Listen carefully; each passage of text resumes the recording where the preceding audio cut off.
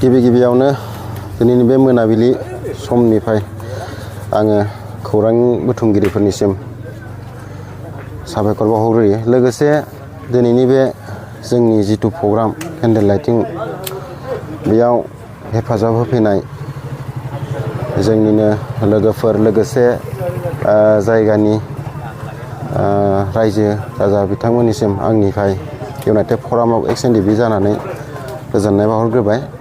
दा नंगौ गाबोननि दिनाव सारजों लोगोसे हियारिं दंबावो जेलाव थानाय बिथांमोननि हियारिंखौ जोङो गाबोननि दिनाव पजिटिभ रिजाल्ट फैगोन बा मोजां रिजाल्ट फैगोन होननानै जोङो दिनै सारा आसामावनो जेसेबां बर'फोर दं बे बर'फोरनि गेजेराव जोङो दिनै बे प्रे लानाय मोनसे हाबाफारि लादों आरो जेरावबो सोलिदों बियो।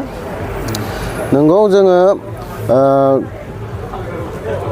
जेब्ला एनडिपिआ जोनोम जादों बर' हारिया जोबोद अलखदाव दंमोन। बे बर' हारिखौ रैखाथि होनोनो दिनै एनडिपि जोनोम जानानै गोलाव सम बर' हारिखौ सिबिनानै बेंना दोनबोनानै दिनै सारा जोबथेसालियाव थानांगौ गोनां जादों। दा फैयै फैयै माखासे केसफोरा उइद्र' जाजोब्बाय, बेखौ बयबो मिथिखाजोब्बायानो। दा गाबोन मोनसे हियारिं दं सिबिआइनि कर्टआव, बे सुप्रिम कर्टआव जागोन। बे गाबोननि जिथु हियारिं बे हियारिंखौ जाहाथे बर' हारिया मोनसे रंजानायनि दिन फालिनो मोनगोन होननानै जोंहा मिजिंथिनाय दङ।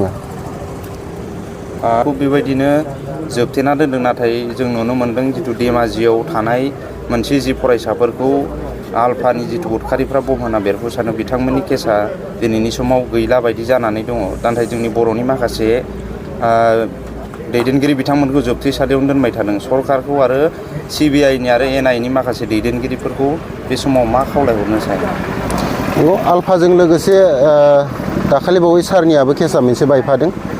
बेयाव जोंहा गोजोननाय दङ जे जोंनि रन्जन दैमारि सारनियाबो केसा दाखालि मोनसे बायफादों। दा नै बे गाबोननि दिनाव सिबिआइ हियारिं दङ।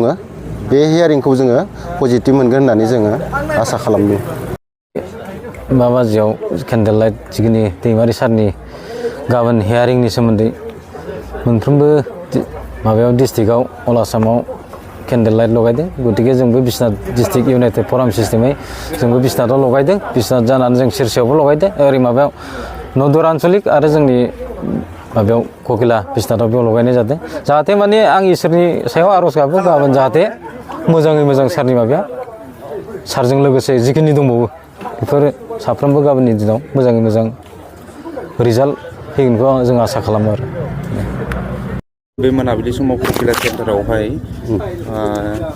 एनडिपि फरामनि जि मोनसे गिदिरथार हाबाफारि लादों, बे हाबाफारिनि सायाव मा फोरमायनो सानो जे गाबोननि दिनाव जोंनि बर'नि सासे बिर जोहोलाव बर' हारिखौ दाफामनायाव बा बर' हारिखौ दिनैनि समाव गेरेमसा खालामनो गोदो समनिफ्राय नाजाबोबाय थानाय सासे बिर जोहोलाव जोंनिनो मानगोनां रन्जन दैमारि बिथांखौ गाबोननि दिनाव हियारिंनि खोथा दङ आरो बिनिनो दिनै नोंथांमोना गोजोननि थाखाय आर'ज गाबनायजों लोगोसे जेवारि फोजोंदों। बे समाव मा फोरमायनो सानो? जाबाय जोबोद रंजाथाव बाथ्रा, जोबोद गोजोनथाव बाथ्रा जोङो खोनानो मोन्दों जे मैयानि दिनाव बिथां रन्जन दैमारिनि माखासे केसफ्रा जोब्बाय होनना खोनादों, नाथाय मोनसेल'सै। दा बे मोनसेयाबो गाबोन दिनाव मोनसे हियारिं दङ। बे हियारिंखौ जोङो मोजां जाफुंगोन सानदों। गुबैयै आं मोनसे खोथा बुंफिननो गोसो जादों जे जोंनि जाथिनि थाखाय, दुलाराय बर' हारिनि थाखाय उन्दै सेंग्रा समनिफ्रायनो हाग्रा बंग्रा थानानै जाथिनि खैफोदफोरखौ बिथां रन्जन दैमारिया नाजाबोबाय थादों खौसेयै। गोदो BSF होनोमोन, BSFनिफ्राय बिदिनो लासै NDF जाफैबाय। दा जोङो बिथाङा बे जाथिनि थाखायनो मोनसे जोबोद गिदिर मोनसे केसआव गोग्लैनानै दिनै बिथाङा बेसेबांबा गोबाव बोसोर जेल जानांबाय। दा फैयै दा दाखालि मिनि केस माखासेया जोबजोब्बाय होननानै जोङो मिडियानिफ्राय मोनथिदों आरो जों खोनानानै जोंनि गफुरनि रायजो राजाफ्रा जोबोद गोजोननाय मोन्दों। आरो लोगोसे दिनैनि दुलाराय आसामनि बर'फोरनि गेजेरनि बर'फ्रा जेरैहाय मोनसे प्रेयार मोनसे आर'ज लादों। जों दा बिश्वनाथ डिस्ट्रिक्ट एक्स इन्डिया फरामनिफ्रायबो गहपुरनिफ्राय नैबे गहपुरनि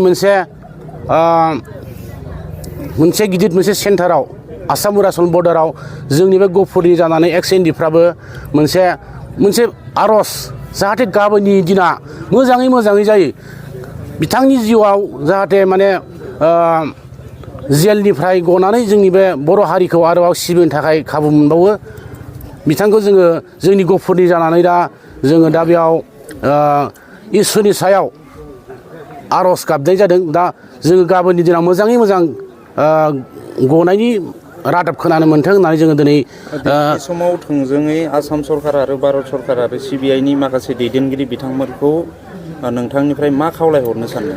आं बिथांमोनखौ ओरैबायदि आसा खालामदों जाहाथे बिसोरनि गोसोआवबो इसोरा मोनसे अनखांनानै जोंनि बर' हारिनि लिडार रन्जन दैमारिनि फारसे अननाय सोमजिहोनानै बिसोरखौ गहोनायनि राहा जाहाथे इसोरा खालामनानै हरो बिसोरनि गोसोखौ गुरै खालामनानै जाहाथे अननाय फैनानै रन्जन दैमारि बिथांखौ लोगोसे माखासे केदारफोर दङ बिसोरखौबो माने जाहाथे अननानै बिसोरखौबो गहोनायनि बेब'स्थाखौ इसोरा माने बानायनानै होथों होननानै आं माने आसा खालामदों आरो जोंनि बे कक्लेज सेन्टारनिफ्राय बा गासैनिफ्रायबो गहपुरबासिनिफ्राय एक्स एनडिएफनिफ्रायबो मोनसे आर'ज खालामदों दा बे आर'जखौ नुनानै आं जोबोद गोजोननाय मोन्दों आं एकदम जोबथारनायाव आसा खालामबाय गाबोननि दिना जाहाथे मोजाङै जाथारदों होननानै जाहाथे सोरगोनिफ्राय गोजौनिफ्राय इसोरा अननानै बिथांखौबो माने उदां अख्रांनिफ्राय गाहायाव मानसिजों लोगो मोनफिननो थाखाय माने ज' न'खराव रायजो जानायनि थाखाय ज' बर' हारिजों जाथि दावगानायनि थाखाय खामानि मावफिननो हाफिनदों होननानै फैनानै माने मोनसे गोख्रों मोनसे बर' हारिखौ फैफिनबावथों होननानै आसा खालामनानै गाबोननि हियारिंआ एकदम मोजां जागोन होननानै आसा खालामनानै आंनि बिबुंथिखौ आं दिनै एसेयावनो फोजोबनाय जाबाय।